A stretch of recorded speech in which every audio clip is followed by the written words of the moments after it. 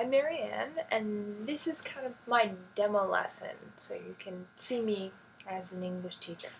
And so my lesson for this time is about the word clever. Now, you may be familiar with this word, but you're probably familiar with the British English version of this word and not the American English version of this word. And if you're a European student, you might not even know that there's a difference. Okay.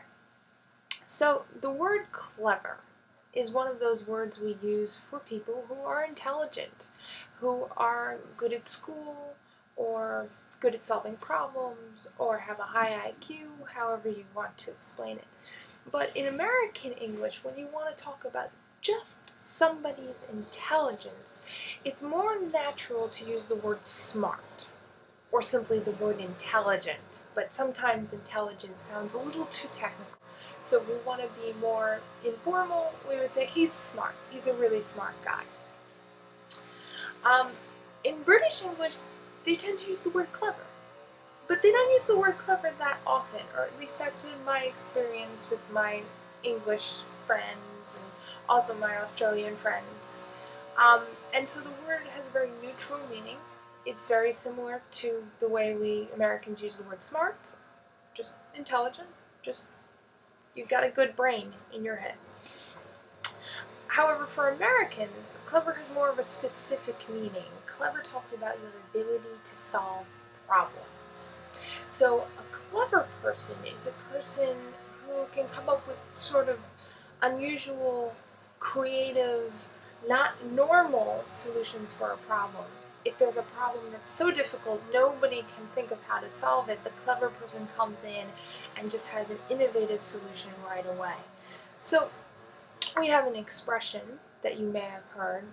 We say that a clever person thinks outside the box. The idea being you have a box, and inside the box is where all the normal people, like you and me, are. And outside the box are where all the geniuses are. They have unbelievable intelligence. They can solve all of our problems. They can see ideas that we can't see. So clever people very much think outside the box. They come up with new and innovative solutions. So how does this work in practice? Well, do you remember what my name is? No. My name is Marianne. Can you spell that? If you're an intelligent person, then you know the answer to that is Marianne, because you've been paying attention and you have good memory. If you're a clever person, then you know the answer to that is That. Get it? See, the clever answer solves the problem. It's a correct answer to the question, can you spell that? But it's not the answer we were looking for.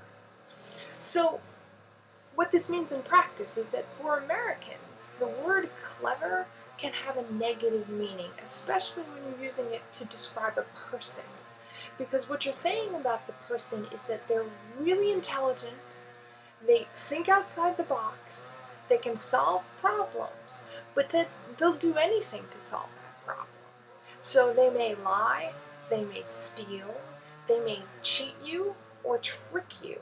They're not always going to give you the answer that you want or the solution that you want. They're going to give you whatever solution fits the problem. So if I describe my friend as a smart person, that's neutral. If I describe him as an intelligent person, that's neutral, a little bit more technical, but still neutral. If I describe him specifically as a clever person, then the person I'm talking to looks at my friend and goes, okay, so he's smart, he's good at solving problems, maybe he's fun to hang around with, but I can't trust him because he's gonna, he might trick me. I'm not as smart as he is, so I have to be careful around him. In British English and in Australian English, it doesn't have this kind of meaning. I had a lot of fun with my British friends, especially my fellow British English teachers, talking about the difference in meaning, because a lot of times the British English teachers and the American English teachers don't really know that there's a difference between our two meanings of the word. Like, we understand our meaning, and we don't realize that the other people have a different meaning. And I found that my English students were the ones that always pointed this out to me, because they would use the word clever in a way that would make me stop and go, what? So, I hope this helped, and that you are careful when you talk to Americans and use the word clever.